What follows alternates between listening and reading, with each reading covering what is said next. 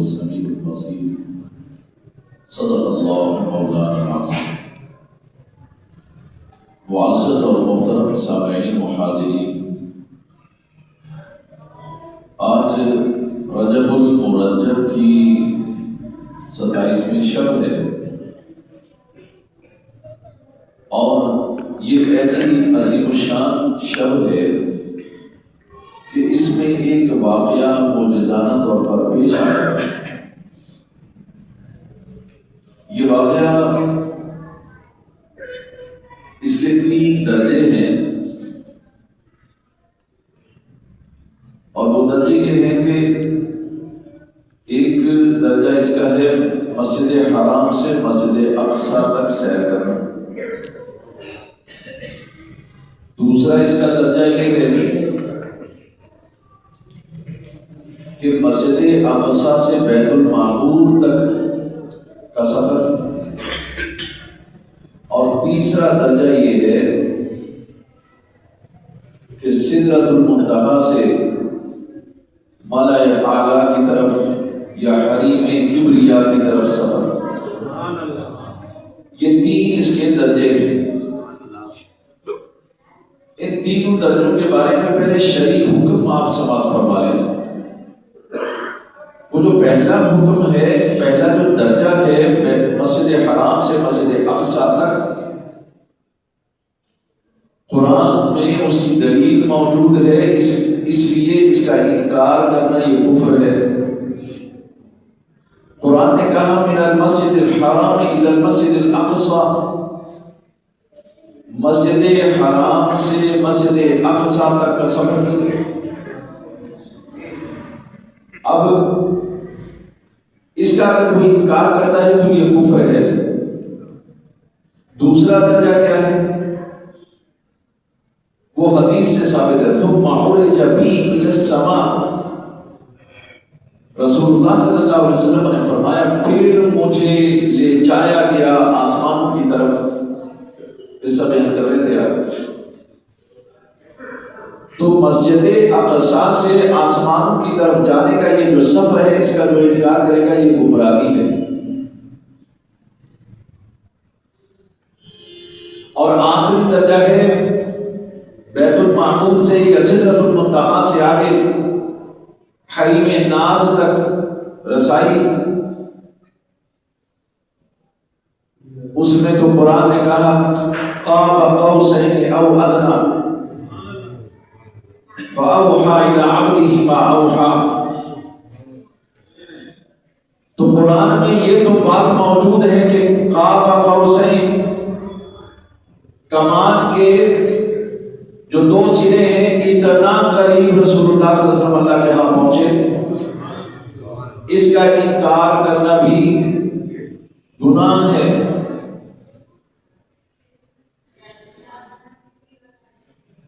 قاب قوسین نے حد کھینچ رکھی ہے ورنہ،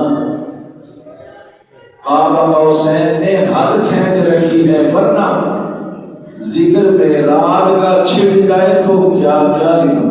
نعرہ تکبیر، نعرہ رسالت، نعرہ ختم نبوت. تو یہ 3 درجے ہیں معراج کے. لیکن معراج کے ساتھ شروع ہی سے ایک معاملہ پیش آیا. انسان کی یہ عادت رہی ہے ہر چیز کو عقل کے پیمانے پر پرکھتا ہے. جو چیز اس کے عقل میں آ جاتی ہے اسے وہ سچ سمجھتا ہے، اور جو چیز اس کی عقل میں نہ آئے اسے وہ ماننے کے لیے تیار نہیں ہوتا. جب یہ واقعہ پیش آیا تو رسول اللہ صلی اللہ علیہ وسلم صبح تشریف لائے اور آ کر کے لوگوں کو بتایا کہ وہ آج میں معراج پہ گیا تھا اور یہ ہوا، سارا واقعہ سنایا.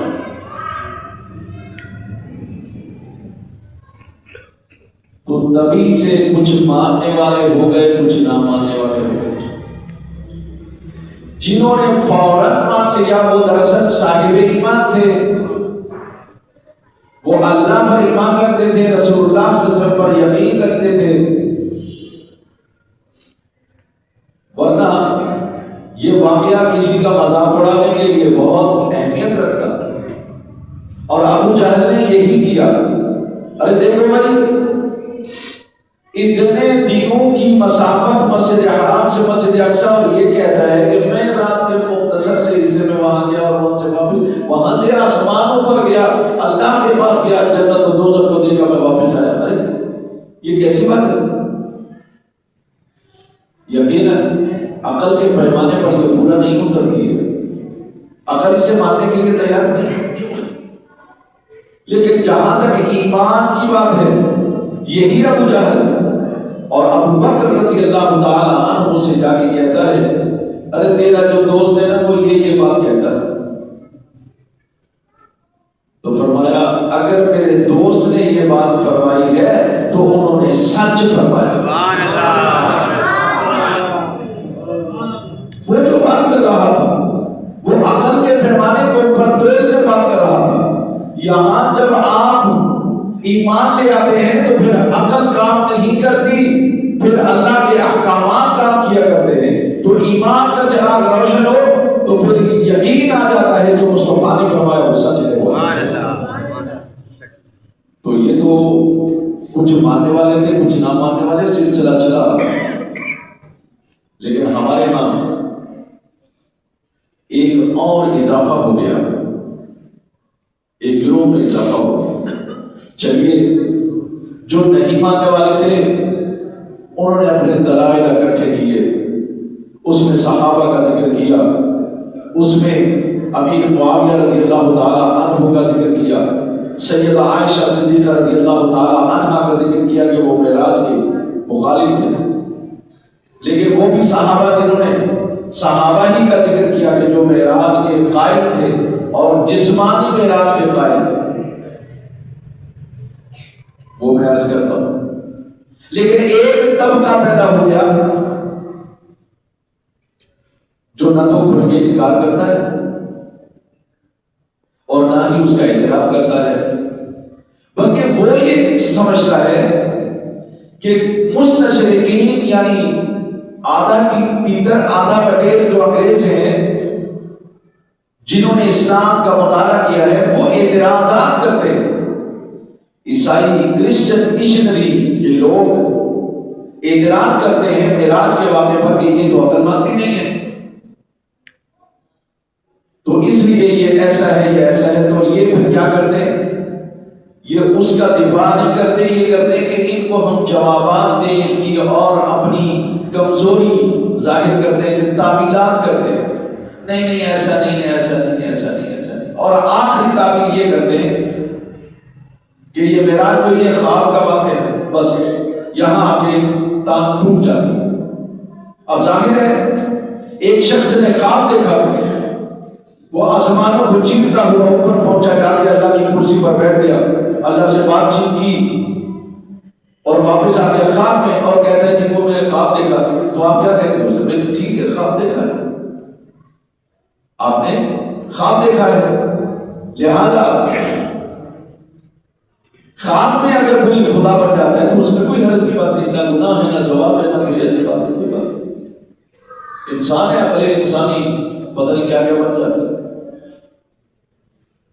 تو یہ تین طبقے ہو گئے. اب مسئلہ یہ ہے، پہلے ذرا تھوڑا سا مختصر سے یہ واقعہ اس کو بیان کر دیتے ہیں. پہلے مقصد کیا تھا معراج کا؟ معراج کا مقصد کیا تھا؟ دراصل رسول اللہ صلی اللہ علیہ وسلم کو 10 سال ہو گئے مکے میں کہ آپ تبلیغ دین میں مصروف تھے مسلسل. بڑی مخالفتوں کا سامنا کرنا پڑا، بڑے دکھ جھیلنے پڑے اسلام کی خاطر. توحید کا چراغ جلانے کے لیے مشرکین کے طعن و تشکیل سے مجھے تیر آپ کو سہنے پڑے. لیکن مصطفیٰ کریم صلی اللہ علیہ وسلم ایک ہی بات فرماتے تھے، میرے دائیں ہاتھ پر سورج اور بائیں ہاتھ پر چاند اگر رکھ دیا جائے میں تب بھی توحید کا چراغ جلاؤں گا، میں تب بھی یہ پیغام لوگوں تک پہنچاؤں گا. لیکن اس وقت تک آپ کے چچا ابو طالب اور آپ کی زوجہ محترمہ سیدہ خدیجہ کبریٰ رضی اللہ تعالی عنہ موجود تھی زندہ حیات، لہذا یہ دونوں یہ شخصیات رسول اللہ صلی اللہ علیہ وسلم کا دفاع کرتے تھے اور دشمنان دین سے آپ کی حفاظت کرتے تھے، پروٹیکشن دیتے تھے۔ لیکن پھر ایسا ہوا کہ 10ویں سال جو نبوت کے 10ویں سال کو چچا کا انتقال ہو گیا۔ ابو طالب دنیا سے چلے گئے تو گویا آپ کا وہ جو پیٹھ تھی وہ ننگی ہو گئی۔ زوجہ محترمہ موجود تھی، بڑے اثر و سکھ والی خاتون تھی، بڑا مقام تھا ان کا، عالی نسب، اعلیٰ نسب، قریش کی ایک بلند پایہ خاتون، مدبرہ، حکیمہ۔ انہوں نے سلسلہ جاری رکھا، لیکن چند مہینوں کے بعد ہی ان کا بھی انتقال ہو گیا۔ اب رسول اللہ صلی اللہ علیہ وسلم تنہائی محسوس کرنے لگے، گھسار کوئی نہیں تھا، ڈھارس بندھانے والا کوئی نہیں تھا، زخموں کو سہلانے والا کوئی نہیں تھا، حوصلہ دینے والا کوئی نہیں تھا۔ لہذا آپ صلی اللہ علیہ وسلم جب وہ 3 دن ایذا سے تنگ آ گئے تو آپ نے طائف کا سفر اختیار کیا کہ شاید مکے والوں کو میری بات سمجھ میں نہیں آ رہی، ہو سکتا ہے طائف والے میری بات سمجھ جائیں۔ آپ یہ پیغام لے کر وہاں گئے اور جو معاملہ آپ کے ساتھ ہوا آپ سنتے رہتے ہیں کہ وہاں کے سرداروں نے رسول اللہ صلی اللہ علیہ وسلم کے پیچھے آوارہ لوڑے لگا دیے، جنہوں نے آپ صلی اللہ علیہ وسلم پر گندے گالیاں دی، گندے الفاظ کسے اور مارا، پتھروں سے مار مار کے خون نکال دیا، یہاں تک کہ خون بہ بہ کر آپ کے پاؤں بھر گئے، جہاں سے گزرتے تھے پاؤں نچڑتا تھا، خون نچڑتا تھا۔ اللہ نے جبرائیل کو بھیجا کہ میرے حبیب صلی اللہ علیہ وسلم کو جا کر کے کہیے یا رسول اللہ صلی اللہ علیہ وسلم آپ حکم فرما دیں، میں دیکھ رہا ہوں سب، آپ حکم فرمائے تو یہ دونوں پہاڑ کے درمیان ان کو میں پیس کے رکھ دوں طائف والوں کو۔ وہ رحمت للعالمین پر کیا ہے، سبحان اللہ، وہ رحمت عالم پر کیا ہے، قرآن ان پر اترا تھا۔ اللہ نے قرآن میں ان کا دروازہ، ان کا در، ان کا آستانہ لوگوں کو بتایا تھا، وَلَوْ أَنَّهُمْ إِذْ ظَلَمُوا أَنفُسَهُمْ جَاءُوكَ، بالمحبوب لوگ اگر اپنی جانوں پر ظلم کر لیں، زیادتی کر لیں، نافرمان ہو جائیں، گمراہ ہو جائیں اور پھر آپ کے پاس آ جائیں، وَاسْتَغْفِرُوا اللَّهَ وَاسْتَغْفَرَ لَهُمُ الرَّسُولُ، پھر وہاں اللہ سے بخشش طلب کریں اور رسول بھی ان کی بخشش کی سفارش کر دے، لَوَجَدَ اللَّهَ تَوَّابًا رَحِيمًا، تو وہ اللہ سے مہربانی پائیں گے، اللہ کو مہربان۔ پھر رسول صلی اللہ علیہ وسلم نے جواب دیا، نہیں جبرائیل نہیں، ممکن ہے کل کوئی ان میں سے کوئی میرا پہچاننے والا نکل آئے، کوئی اللہ کا ماننے والا نکل آئے، آج اب یہ میرا پیغام سمجھے نہیں، انہوں نے مجھے پہچانا نہیں ہے، ممکن ہے آنے والی ان کی اولادیں وہ مجھے پہچان لیں اور اللہ کے ماننے والے بن جائیں۔ ایک اہم ہے، اتنا ظلم ہمارے ساتھ ہو جائے تو آپ کو پتا ہے ہم تو موقع کی تلاش میں ہوں گے کہ کب موقع ملے میزائل دانتوں میں اس میں توپ لگا دو، بم مار دو اس میں۔ یہ حوصلہ اللہ کی قسم، یہ ایمان کی نشانی۔ آج بھی جو اللہ والے ہیں، آج بھی جو اللہ والے ہیں، جو اللہ کی رضا کے لیے کام کرتے ہیں، ان کا حوصلہ ایسے ہی بلند ہوگا۔ یہ چھوٹی چھوٹی باتوں سے وہ گھبراتے نہیں۔ یہ دنیا کا وتیرہ ہے، یہ دنیا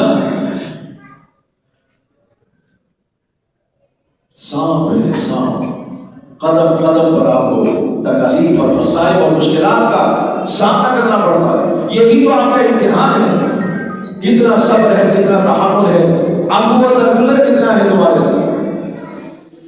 یہ امتحان ہے بابا۔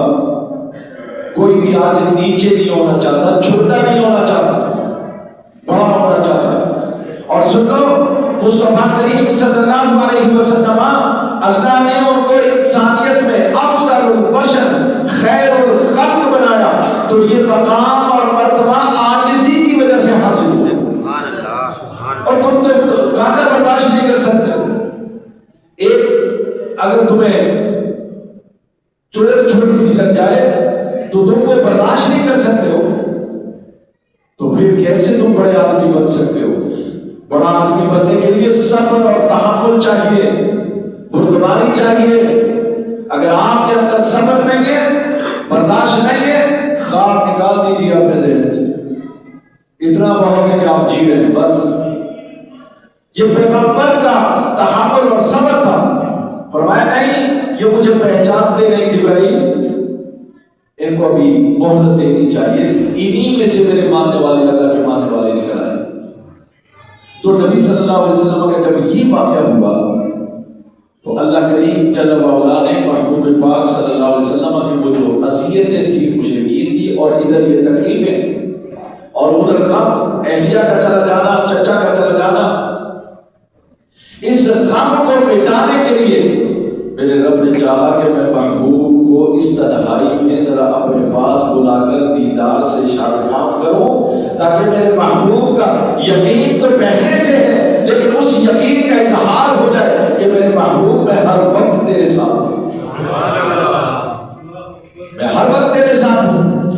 تو اللہ تبارک و تعالیٰ نے آپ کو کیسے، یہ مختصر سا بس ہم وہ روایت دیں گے جو حتیم سے، آپ حتیم ہیں، آپ فرما رہے رات کے وقت، یہ حتیم آپ کا گھر نہیں تھا، یہ کعبہ ہے، کعبہ کے اندر سو رہے تھے، حتیم کعبہ کے اندر سو رہے تھے، جبرائیل آ گئے، آپ کو جگایا، آپ زمزم کے پاس لے گئے، آپ کے سینے کو چاک کیا اور چاک کر کے حکمت اور نور بھر دیا۔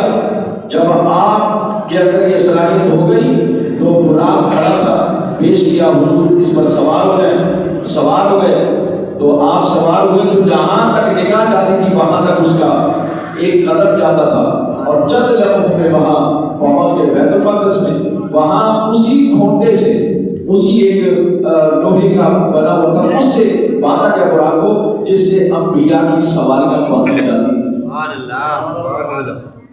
انبیاء وہاں موجود تھے، اس انتظار کر رہے تھے کہ امام آئے اور ہمیں نماز پڑھائے۔ وہ رب نے جو وعدہ کیا تھا لَتُؤْمِنُنَّ بِهِ وَلَتَنصُرُنَّهُ، جب میں رسول بھیجوں تم اس پر ایمان لانا اور اس کے مددگار بن جانا۔ یہاں ایمان لانے کی تقریب ہو رہی تھی، کہا یہ ہے وہ امام جسے امام الانبیاء کہا جاتا ہے، سارے کے پیچھے نماز پڑھو۔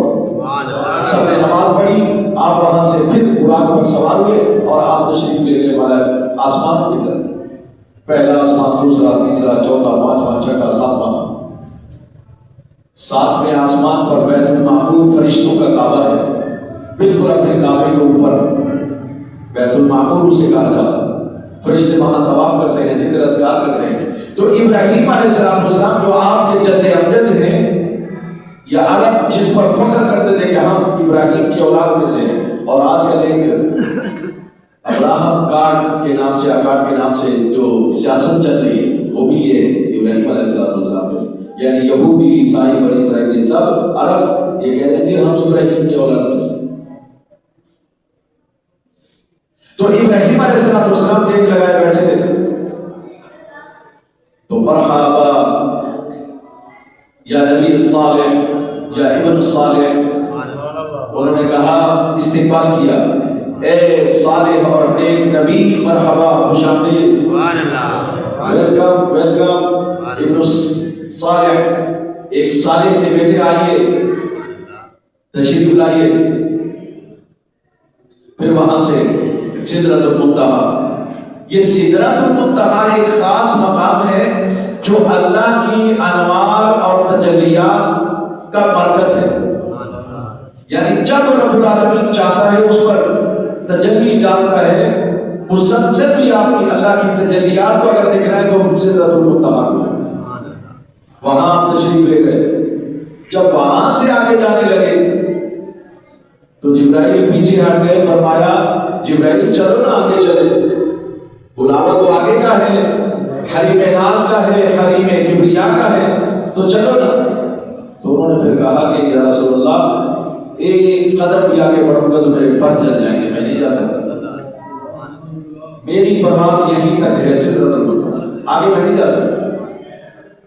پھر کہاں تک گئے ہمیں نہیں معلوم، لیکن قرآن نے کہا قاب قوسین او ادنیٰ، کمان کے جو دو سرے ہوتے ہیں جتنا وہ قریب ہوتے ہیں اس سے بھی زیادہ قریب اللہ کے پاس بیٹھے۔ سبحان اللہ۔ ہمیں جاننے کی کوئی ضرورت نہیں کیفیت کیا تھی اور کس طرح سے آپ بیٹھے ہیں، حیات کیا تھی، یہ جاننے کی ہمیں ضرورت نہیں ہے۔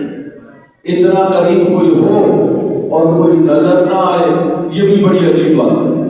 بیٹھا آپ کے ساتھ ہو اور نظر نہ آئے، دیکھا نہ ہو، ایسا ممکن نہیں۔ اور اگر دیکھا نہیں تو اتنی دور لے جانے کا کیا تو بنتا ہے بھائی؟ جو بات کہنی تھی وہی تو پہلے بھی آ رہی تھی، وہی حدیث کے اندر ہی وہی نازل فرما دی۔ خیر، جنت کو دیکھا، دوزخ کو دیکھا، انبیاء سے ملاقاتیں کی، باتیں کی، 50 نمازیں لی، واپس آ گئے اور آ کر کے بیت المقدس میں اترے جبرائیل کے ساتھ، اور یہاں سے پھر قرآن میں بیٹھے اور حرم شریف میں آ گئے۔ اور ابھی تک اگر ہم ہانی کے ہاتھ سے لگائیں تو بستر گرم، کنڈی ہل رہی تھی۔ سبحان اللہ، یہ ہے وہ بات۔ سبحان اللہ، سبحان اللہ۔ زمانہ رک گیا، وقت رک گیا، مکانات سمٹ گئے، فاصلے سمٹ گئے اور زمانہ سمٹ گیا۔ یہ ہے وہ معجزہ جو عقل میں نہیں آتا، لیکن قرآن نے اس کا حل بتایا۔ یہ مختصر سے میں نے صرف اشارہ کر دیا ہے، یہ ہمیں کیونکہ چس نہیں لینی ہے، بات سمجھنی ہے۔ وہ کیا ہے کہ اس معجزے کے اندر، معجزہ کہتے ہی اس کو ہے جو انسان کو عاجز کر دے، سمجھ میں نہ آئے، عقل کو عاجز کر دے۔ انسان چاہے کہ اس کو عقل کے پیمانے پر تول لے مگر وہ تول نہیں سکتے، عقل میں تو یہ بات آتی ہے۔ پھر کیا کیا جائے؟ اس معجزے کے اندر دو معجزے ہوئے، دونوں کی دلیل قرآن سے پیش کریں گے تاکہ آپ کو یہ بات سمجھ میں آئے۔ وہ کیا؟ ایک زمانہ سمٹ گیا، وقت سمٹ گیا۔ ارے کروڑوں نوری سال کا فاصلہ چند لمحوں میں، بڑی بات ہے۔ اور ایک مکان سمٹ گیا کہ یہاں مکان سے لا مکان تک جو کوئی جا نہیں سکتا، وہاں تک چند سیکنڈ میں گئے اور تشریف لیا۔ اور ایسا نہیں ہے کہ بھاگے بھاگے گئے اور بھاگے بھاگے واپس، نہیں، ایک دفعہ گئے، انبیاء سے باتیں کرتے ہوئے گئے، جبرائیل سے باتیں کی، آگے گئے، پوچھتے رہے یہ کیا ہے، یہ کیا ہے، یہ کیا ہے۔ اللہ کے ہاں گئے، بات چیت ہوئی، حال احوال پوچھا، اور اللہ نے پوچھا بما مشرفک یا محمد، او محمد میرے پیارے، کس چیز سے تجھے آج میں نوازوں، آج میں کیا تجھے عطا کروں؟ تو محمد صلی اللہ علیہ وسلم میں اور آپ ہوتے نا، خزانے مانگتے، مملکت مانگتے، کوئی ریاست مانگتے ہم کے صدر بنا دو، کیونکہ ہم دیکھ چکے ہیں کہ یہ بدر عظیم پاکستان سے خوشی کا ہے جو صدر پاکستان، اس کے علاوہ کسی کا نہیں، ہم یہی مانگتے۔ میرے رسول نے اللہ کی بارگاہ میں عرض کیا، یا رب العالمین بالنسبتی الیک بالعبودیہ، اے اللہ مجھے اپنا بندہ بنا لے۔ سبحان اللہ، جو بات، جو لذت، جو مقام، جو مرتبہ بندہ بننے میں ہے وہ کسی اور مقام میں نہیں، اللہ کی قسم۔ بس تم اللہ کا بندہ بن جاؤ، یہ سارے تمہارے غلام بن جائیں گے، ساری دنیا تمہاری غلام بن جائے گی، تم صرف اللہ کے بندے بن جاؤ۔ تو رب العالمین کو یہ بات اتنی پسند آئی کہ میرا محبوب اس عاجزی کے ساتھ یہاں بیٹھ کر مکان سے لا مکان آیا، میرا مہمان بنا، اور اتنی عاجزی کہ اللہ مجھے ابھی بھی اپنا بندہ بنا لے۔ نعرہ تکبیر، نعرہ رسالت، نعرہ ختم نبوت۔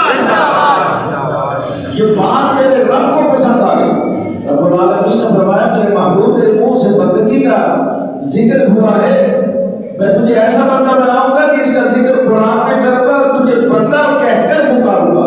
اس لیے کہا سبحان الذی اسریٰ بعبدہ. بے محمد ہی نہیں کہا, بے حبیب ہی نہیں کہا, بے کریم ہی نہیں کہا, فرمایا بعبدہ ہی, اپنے بندے کو لے گیا تاکہ میرا محبوب راضی ہو جائے کہ میرے محبوب میں نے تجھے اپنا بندہ بنا دیا. ارے آپ کہیں گے میں بھی تو اللہ کا بندہ ہوں. ہاں ہے آپ اللہ کے بندے, کوئی مانے یا نہ مانے آپ اللہ کے بندے, لیکن یہ وہ بندہ ہے جس جیسا کوئی بندہ نہیں, جس جیسی بندگی کسی نے نہیں کی ہے. ایسا بندہ, بے مثال بندہ, لازوال بندہ, قیامت تک کے لیے اسی بندے کا نام لیا جاتا رہے گا, کلمہ پڑھا جاتا رہے گا لا الہ الا اللہ محمد رسول اللہ.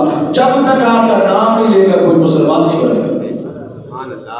میں نماز پڑھوں گا تو آپ کا نام لوں گا, میں قرآن پڑھوں گا تو آپ کا نام لوں گا, میں دین کا ذکر کروں گا تو آپ کا نام لوں گا. میرے رب نے اذان میں, نماز میں, قرآن میں, ہر جگہ اپنے حبیب کے نام کو اپنے ساتھ لیا. سبحان اللہ.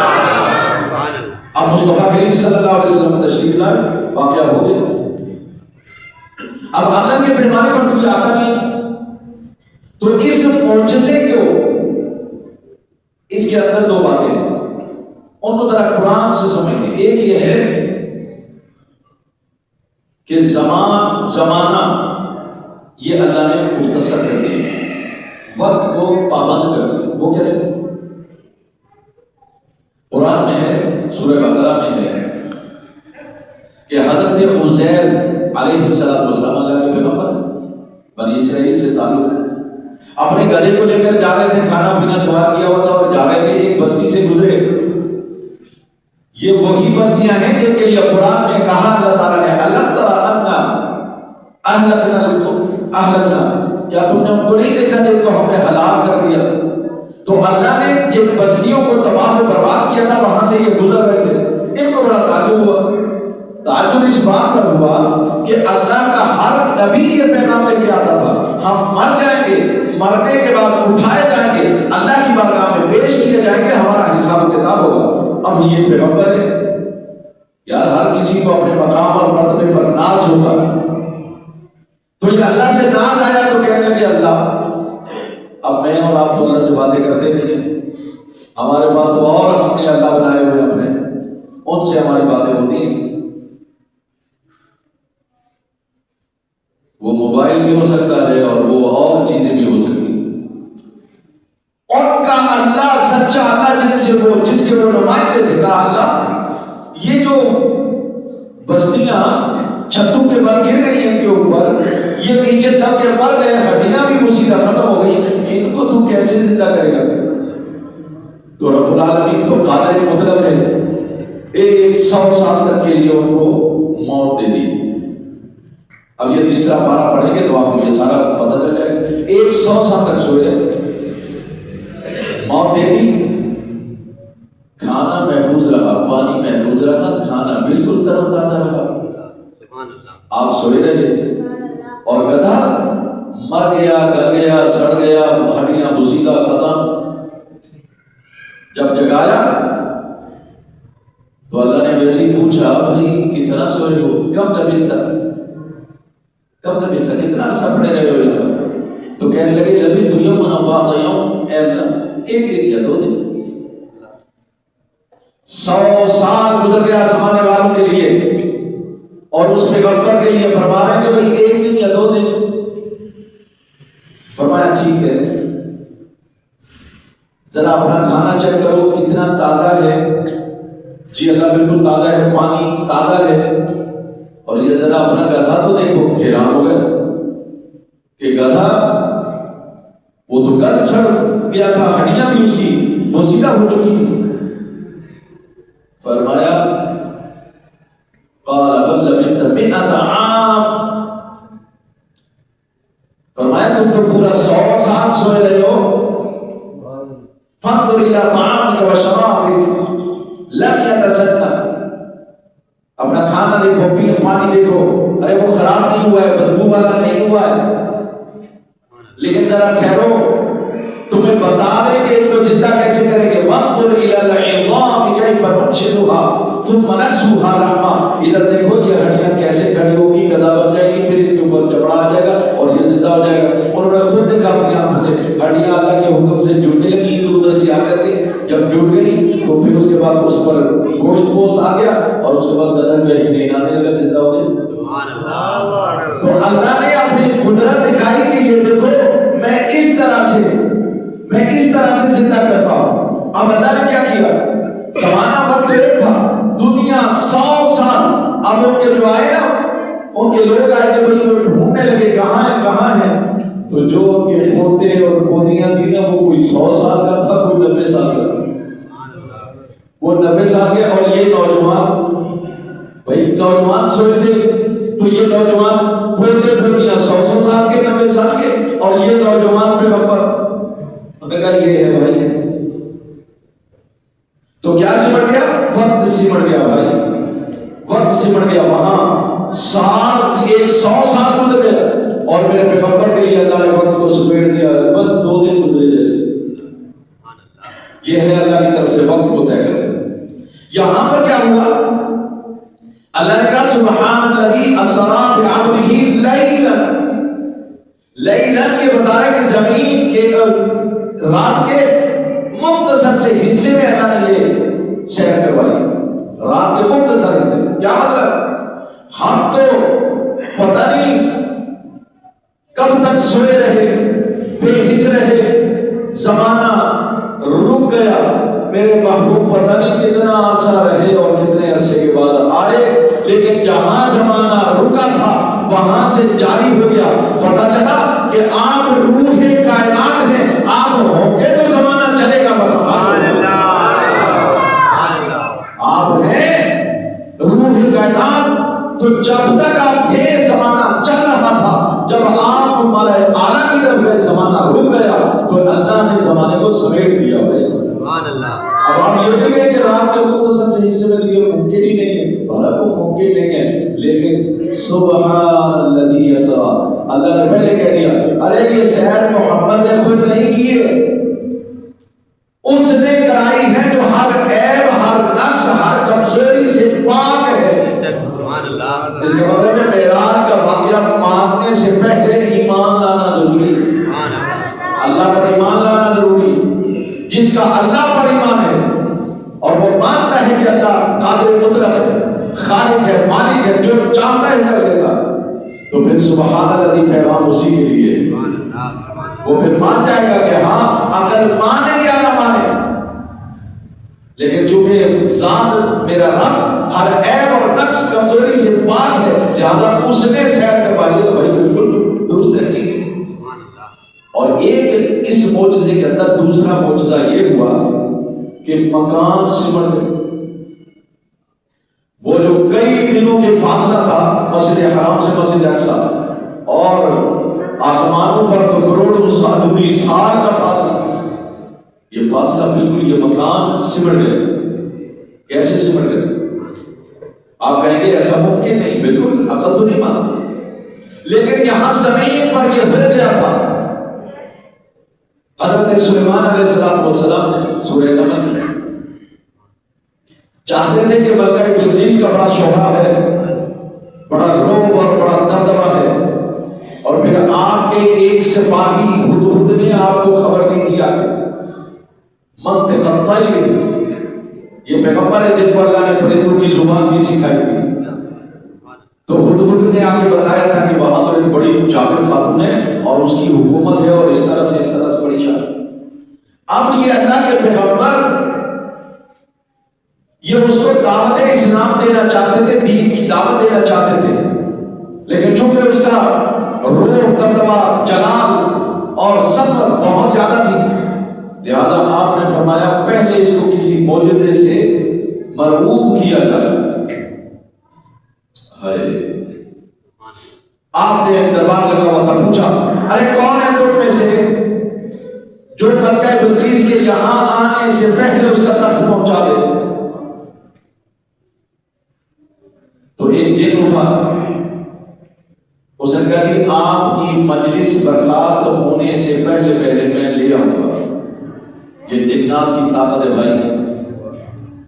آپ کی مجلس برخاست ہونے سے پہلے پہلے میں گیا. آپ نے پھر ذرا دیکھا کہ کوئی اور بات کرے تو ایک اللہ کا بندہ جو آصف بن برخیہ جو آپ کا وزیر تھا, اس نے کہا کہ میں پلک جھپکتے میں لا سکتا ہوں. سبحان اللہ. انا آتیک بہ قبل ان یرتد الیک طرفک. آپ کی آنکھوں کی یہ پلک جھپکنے سے پہلے میں یہاں حاضر کروں. لوگوں نے پلک پتہ نہیں جھپکی یا نہیں جھپکی, لیکن جب دیکھا تو وہ یہاں موجود تھا. سبحان اللہ. اور اس کا وزن جو ہے وہ منو نہیں ٹن کے حساب سے تھا, اس لیے کہ وہ اکیلی تخت پر نہیں بیٹھتی تھی, بلکہ اس پر اس کے وزراء اور مملکت کے بڑے بڑے لوگ وہ بھی اس کے ساتھ ہوتے تھے. اب جب ملکہ وہاں پر پہنچی تو وہ دیکھ کے حیران رہے. اوپر سے کیونکہ اللہ تعالیٰ نے آپ کو بڑے معجزات عطا فرمائے تھے, ایسا شیشہ نیچے لگا دیا اس کو. جب وہ آئی تو اس نے شلوار اوپر کر لی, شاید یہاں پانی ہے. تو جب اس کو پتہ چلا کہ یہ پانی نہیں ہے, پانی لگ رہا ہے, مجھے محسوس ہو رہا ہے, تو شرمندہ ہو گئی. مقصد تو یہ تھا کہ دل تبدیل کیا جائے. جب تک انسان کے اندر فرعونیت ہوتی ہے, نمرودیت ہوتی ہے, غرور اور تکبر ہوتا ہے, وہ ماننے کے لیے تیار نہیں ہوتا. عاجز کر کے, اللہ بھی عاجز کر کے مانتا ہے. مانتا تو ویسے بھی وہ جب چاہے لے جائے, لیکن عاجز کر کے مانتا تاکہ یہ بندہ جانے کے لیے خود تیار ہو. اور ماشاءاللہ سے انسان اتنا کمزور ہے, جانے کے لیے خود ہی تیار ہوتا ہے. اللہ اٹھا لے مجھے, اللہ اٹھا لے. کل ایک خبر میں دیکھ رہا تھا, ایک بزرگ آدمی, اس نے کہا میں اللہ سے موت مانگتا ہوں, مجھے دیتا نہیں. یعنی انسان خود مرنے کے لیے تیار. لیکن یہاں واقعہ دیکھیے, کہاں یمن, کہاں فلسطین, 1000 میل کے فاصلے پر پلک جھپکتے میں اگر تخت بلقیس آ سکتا ہے تو میرے رسول پلک جھپکتے میں ملائے اعلیٰ کیوں نہیں پہنچ سکتے؟ سبحان اللہ. حرم معراج میں کیوں نہیں پہنچ سکتے؟ یہاں اگر فاصلہ سمٹ سکتا ہے تو پھر مقام وہاں بھی سمٹ سکتا ہے. اور یہ معراج کی خاص بات ہے. رہی یہ بات, یہ خواب کا واقعہ ہے, تو مجھے ایک بات بتائیے. اللہ یہ کہہ رہا ہے کہ لِنُرِيَهُ مِنْ آيَاتِنَا, ہم اپنی نشانیاں دکھانا چاہتے ہیں. چلیے خواب میں بھی نشانیاں دکھائی جا سکتی ہیں, لیکن بات یہ ہے کہ اس میں کیا تعجب کی بات ہے کہ خواب میں آپ تشریف لے گئے.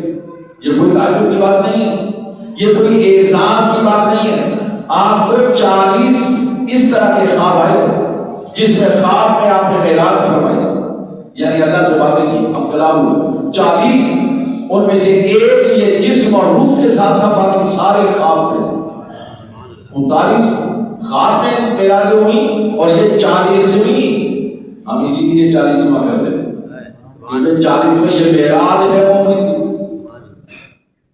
ہمارا یہ نظریہ یہ بھی یہ 40 ہے. اس کا مطلب یہ ہے کہ جب 40واں فگر آ جاتا ہے تو اللہ تعالیٰ عروج, بلندی, بخشش, مغفرت کے فرمانے جاری کر دیتے ہیں. سبحان اللہ. اسلام کے ساتھ بھی یہی ہوا. وہ جو اسلام کو روکنا چاہتے تھے ان میں سے ایک آخری جو ممبر جو 40واں تھا, اس کا نام عمر بن خطاب, 40ویں نمبر پر ایمان لایا. جس دن یہ 40واں نمبر آ گیا, اس دن کے بعد اسلام کو اللہ نے بلندی عطا فرمائی. سبحان اللہ. اس لیے یہ 40 کا عدد جو ہے بڑا اہم ہے. تو آج یہ کرنا ہے کہ اللہ تعالیٰ نے اس معجزے کے اندر زمانے کو بھی, وقت کو بھی محدود کر دیا, روک دیا, اور ادھر مکان کے فاصلے بھی مٹا دیے. تو یہ واقعہ رونما ہو. اب ہم نے اس کو عقل کے پیمانے پر نہیں ناپنا. جس کا ایمان باقی ہے بس ایمان لانا ضروری ہے اللہ پر. جس کا اللہ پر ایمان ہے وہ یہ ماننے کے لیے تیار ہے کہ سبحان اللہ اسریٰ بعبدہ, میرا رب بہت اعلیٰ عہدہ ہے, طاقتور ہے, قوت والا ہے, اور ہر عیب, نقص, کمزوری سے پاک ہے. اس نے سیر کروائی ہے تو بالکل کروا سکتا ہے. تو اس لیے ہمیں معذرت خواہانہ رویہ اختیار نہیں کرنا, ہمیں ماننا ہے. اور رہی یہ بات کہ اللہ تبارک و تعالیٰ کو آپ نے دیکھا, اس پر دلائل موجود ہیں. اللہ کو دیکھا. آپ کہیں گے کہ اللہ کو دیکھنا ناممکن ہے. نہیں، اللہ کو دیکھنا ممکن تو ہے، ناممکن نہیں ہے، لیکن آج تک دنیا میں کسی نے نہیں دیکھا. یہ ذرا غور سے سنو، آج تک دنیا میں کسی نے نہیں دیکھا. ہاں، جب دکھانا چاہا تو پھر بلا کر کے زیارت کروا. سبحان اللہ. وہاں تو دیکھنا ممکن ہے. اور یہ یاد رکھیے، علماء کا یہ متفقہ فیصلہ کہ کل قیامت میں اللہ تبارک و تعالیٰ کا جو سب سے بڑا انعام جنتیوں کو یہ ہوگا وہ ہے بے پردہ زیارت. سبحان اللہ. اور وہ آواز آئے گی اللہ کی طرف سے، اور میرے بندو، جس کو بیگ دیکھے تم مانتے تھے، سجدے کرتے تھے اور رکوع کرتے تھے، اس کی بات اطاعت کرتے تھے، وہ ذات گرامی میں ہوں. اب آپ کہیں گے کیسے دیکھیں گے؟ بھئی یہ آنکھیں نہیں ہوں گی. وہ رب توفیق دے گا اور دیکھیں گے جو اس کے جلووں میں کھل جائیں گے اور کچھ دکھے گا نہیں. اور یہ قرآن نے کہا کہ کچھ لوگوں کے کہتے ہیں اللہ یہ سب تجھے دیکھ رہے ہیں، ہمیں تو نظر نہیں آتا. تو اللہ تعالیٰ فرمائے گا ہاں، زمین پر اذانیں بھی ہوتی تھی، نمازیں ہوتی تھی، دین کی طرف بلایا جاتا تھا، میری معراج بیان ہو رہی تھی، میری میلاد بیان ہو رہی تھی، شب برات کا ذکر ہو رہا تھا، قرآن میں تلاوت ہو رہی تھی، اور تو اندھا بنا ہوا تھا، بہرا بنا ہوا تھا، تجھے سنائی نہیں دے رہی تھی اذانیں کہ تو کہتا لبیک کہتا ہوا تھا کہ اللہ تیرا نام لیا گیا ہے، میں حاضر ہوں. تو نے کیوں نہیں حاضری دی؟ وہاں تو اندھا بنا رہا، یہاں میں نے تجھے اندھا کر دیا. وہاں تو بہرا بنا رہا اور یہاں میں نے تجھے بہرا کر دیا تاکہ تو سن نہ سکے. یہ محرومی ہے. اس لیے وَمَنْ أَعْرَضَ عَنْ ذِكْرِي فَإِنَّ لَهُ مَعِيشَةً ضَنكًا وَنَحْشُرُهُ يَوْمَ الْقِيَامَةِ أَعْمَىٰ. جس نے میرے ذکر، میری یاد، میری فکر سے اعراض کرتا، منہ پھیرا، اللہ کہہ رہا ہے قیامت کے دن ہم ان کو اندھا کر کے اٹھائیں. اللہ کو یاد کیا کرو، اللہ کو یاد کیا کرو. یہ ذکر اور فکر، یہ نماز سب سے عمدہ، سب سے اعلیٰ جو عبادت یا ذکر ہے وہ نماز ہے. اسی لیے اللہ تعالیٰ نے فرمایا اقم الصلاۃ لذکری، جب میرا ذکر کرنا ہو، جب میری یاد آ جائے نماز پڑھا کرو. آج معراج کا سب سے عظیم تحفہ نماز ہے.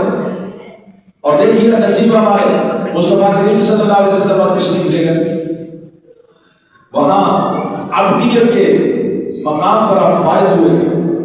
رب العالمین نے نمازیں دی 50.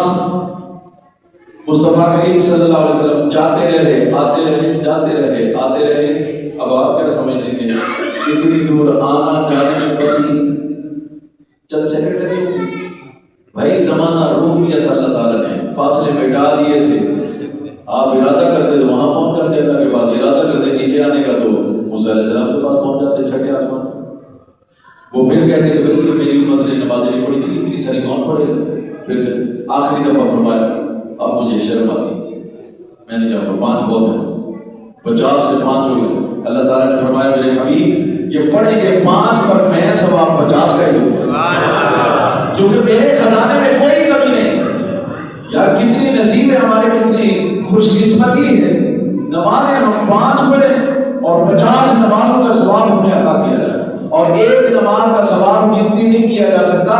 میرے رسول نے فرمایا کہ جب بندہ سجدہ کرتا ہے تو گویا وہ اللہ کے پاؤں پر سجدہ کرتا ہے، اتنا قرب اسے حاصل ہو جاتا اپنے رب سے.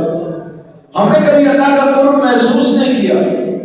ایسی ہم نے شعر و شاعری تو کی ہے کہ دل میں ہے تصویر یار، جب ذرا گردن جھکائی دیکھ لی، پر کبھی جھانکا ہی نہیں، کبھی دیکھا ہی نہیں. وفی انفسکم افلا تبصرون، ارے وہ تو تمہارے اندر رہتا ہے، کبھی دیکھا نہیں تم نے؟ ذرا اندر بھی ذرا دیکھا کرو، کبھی جھانک لیا کرو کہ اللہ بھی ہے. ہم اور چیزیں تو دیکھتے ہیں لیکن اللہ کو نہیں دیکھتے. تو یہ مصطفیٰ کریم صلی اللہ علیہ وسلم کی معراج، لیکن اس میں تحفہ کیا تھا؟ ایک تو نماز ہو گئی، لیکن وہ جو آپ نے سیر کی تھی نا، اس کا جاننا بھی ضروری ہے. آپ جنت میں تشریف لے گئے، جنت کے اندر تو ظاہر اللہ کی نعمتیں آپ نے دیکھا، اور جہنم میں جب گئے تو آپ کو بڑا افسوس ہوا. آپ نے آ کے بتایا کہ جہنم میں میں نے زیادہ عورتوں کو دیکھا تو لوگوں نے پوچھا تو آپ نے فرمایا یہ اپنے شوہروں کی نافرمانی کرتی ہیں، بد زبانی کرتی ہیں، اس لیے اللہ نے ان کو جہنم میں ڈالا۔ پھر کوئی وہ لوگ تھے جو غیبت کرتے تھے، چغلی کرتے تھے، تو وہ اپنے سینوں کو ایسے ایسے ناخنوں سے، بڑے بڑے ناخن سے پھاڑ رہے تھے۔ تو آپ نے پوچھا یہ کیا ہے جبرائیل؟ تو انہوں نے کہا یہ چغلیاں کھا، ایک دوسرے کی چغلی، غیبت جسے کہتے ہیں، کوئی آدمی موجود نہ ہو اور ایسی بات اس کے بارے میں کہنا جو اسے ناپسند ہو، عادت بن چکی ہے ہماری۔ اور میں آپ کو ایک بات بتاؤں، اگر ہم چغلی، بہتان اور تہمت اور غیبت، جھوٹ یہ سب ترک کر دیں تو اپنے ایمان سے بتانا سوائے خاموشی کے ہے ہمارے پاس۔ ہم چپ ہو جائیں، ہماری عادت بن چکی، ہم جب بھی بولتے ہیں یا تو تانا کر رہے ہوتے ہیں، تشریح کر رہے ہوتے ہیں، یا گالی دے رہے ہوتے ہیں، یا کسی کو برے نام سے پکار رہے ہوتے ہیں، یا ہم کسی کا مذاق اڑا رہے ہوتے ہیں، یا غیبت کر رہے ہوتے ہیں، یا چغلی کر رہے ہوتے ہیں، یا جھوٹ بول رہے ہوتے ہیں۔ مومن اپنے ایمان کی وجہ سے سنجیدہ ہوتا ہے، اسے تو فکر آخرت جینے نہیں دیتی۔ جسے آخرت کی فکر ہو وہ کبھی ہنس نہیں سکتا، اسی لیے قرآن نے کہا فَلْيَضْحَكُوا كَثِيرًا وَلْيَبْكُوا كَثِيرًا فَلْيَضْحَكُوا قَلِيلًا وَلْيَبْكُوا كَثِيرًا۔ ارے کم ہنسا کرو، زیادہ رویا کرو۔ مومن کا کام ہے وہ آخرت کو یاد کرے اور روئے، لیکن ہمارے ٹھٹے ختم نہیں ہوتے، ہمارے دانت بند نہیں ہوتے۔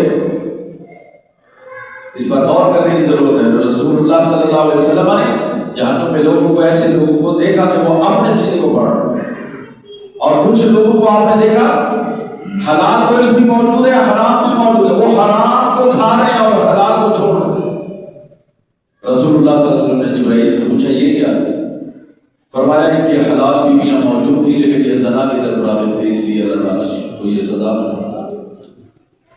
او خدا کے بندو، یہ معراج صرف عظمت مصطفیٰ کے لیے نہیں کروائی گئی ہے، یہ آپ کو بھی احساس دلانے کے لیے کروائی گئی ہے کہ بھائی یہ دین اللہ کا پسندیدہ دین ہے اور آخری دین ہے، قیامت تک یہی دین باقی رہے گا، اور تمہیں اللہ نے بہترین امت کے طور پر چن لیا ہے، لہذا اپنے مقام کو پہچانو۔ کنتم خیر امت اخرجت للناس تأمرون بالمعروف وتنهون عن المنکر۔ تم وہ پیاری امت ہو، محترم امت ہو جسے اللہ تبارک و تعالیٰ نے دنیا میں بھیجا تاکہ لوگوں کو نیکی کا تم حکم کرو اور برائی سے روکو۔ یہ ہمارا فریضہ ہے، منصب ہے۔ جب تک ہم نیکی کا حکم کرتے رہیں گے، برائی سے روکتے رہیں گے، عظمت کا تاج ہمارے سر پر رہے گا، اور جب ہم یہ چھوڑ دیں گے پھر وہ حال ہوگا جو اب ہمارا ہو رہا ہے۔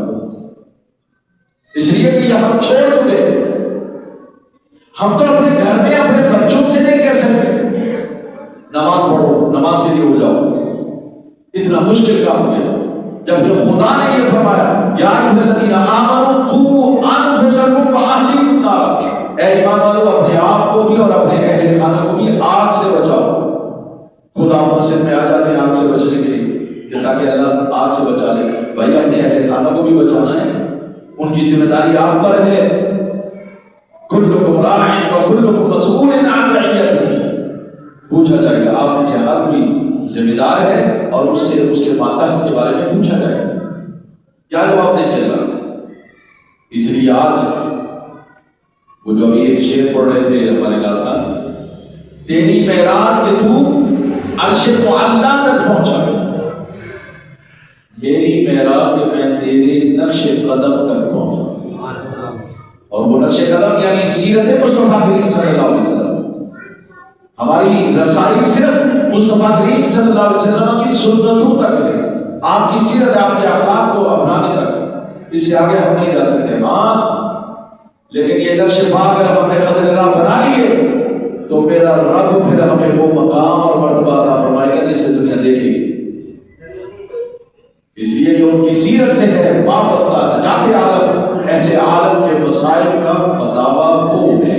اللہ سے دعا ہے کہ رب العالمین دین کی سمجھ عطا فرمائے۔ اب یہاں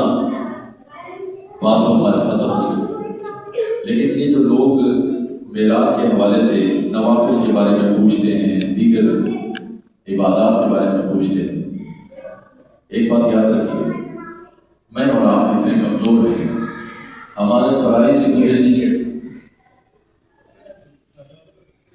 میں ویسے آپ سے پوچھتا ہوں، کوئی ہے صاحب ترتیب؟ صاحب ترتیب اسے کہتے ہیں جب سے بالغ ہوا ہے اب تک اس کی صرف 5 نمازیں رہی ہوں، باقی سب لسٹ اس کی پوری ہوئی۔ ہم چاہتے ہیں کہ ہم اس کی زیارت کریں، اس کی صرف جب سے بالغ ہوا ہے اب تک صرف 5 نمازیں رہی ہیں۔ بہت مشکل۔ تو آج کا دن اگر آپ کا جی چاہے کہ میں عبادت کروں تو خدا کی بارگاہ میں کھڑے ہو جائیے، ساری اپنی قضا نمازیں جو ہے وہ ادا کریں، اور اس کا طریقہ بہت آسان ہے۔ نماز تو آپ کو آتی ہے، جیسے پڑھتے ہیں ویسے ہی پڑھیں گے۔ اندازہ ذہن میں کر لیجیے، چلو پہلے قیام والی نمازیں، پھر کوئی سفری بھی ہوں گی تو پہلے قیام والی جو ہے ان کو ادا کریں۔ ہر نماز کے لیے آپ نے کہنا ہے 2 رکعت نماز فجر اللہ تعالیٰ کے لیے جو میری سب سے پہلے رہ گئی، اللہ نماز پڑھ لیں۔ پھر اس کے بعد فجر کی بھی پڑھنی ہے، پھر بھی یہی کہنا ہے جو میری سب سے پہلے رہ گئی۔ کیوں؟ جو سب سے پہلے رہ گئی پڑھ لی، اب یہ باقی جو سب سے پہلے رہ گئی، پھر جو سب سے پہلے رہ گئی، تو یہ سب سے پہلے رہ گئی، یہی کہتے جائیں گے اور کرتے جائیں گے، پھر نماز بدلتی جائیں۔ اس طرح سے قضا نمازیں اگر آج ہم نے شروع کر دی، ممکن ہے اللہ تعالیٰ اپنے حبیب پاک صلی اللہ علیہ وسلم کے صدقے سے ہمیں نماز پڑھنے اور ان کو پورا کرنے کی توفیق عطا فرمائے۔ ہماری معراج یہی ہے کہ ہم نماز مکمل کر لیں۔